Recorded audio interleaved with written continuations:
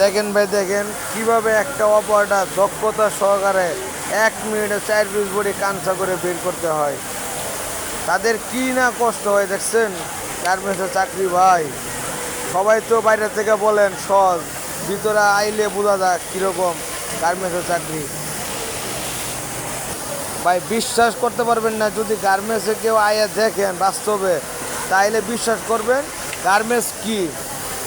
গার্মেন্টসে যে কত প্যারা নিয়ে সবাই কাজ করে, না আসলে বুঝতে পারবেন না।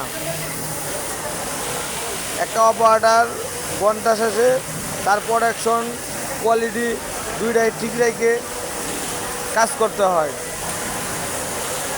আপনারা তো ভাই এখনও অনেকে বুঝেন না গার্মেন্টস কি। যদি বুঝতেন তাহলে গার্মেন্টসের লুকে করে ভাই ভালোবাসতেন, ভালোবাসা দেন।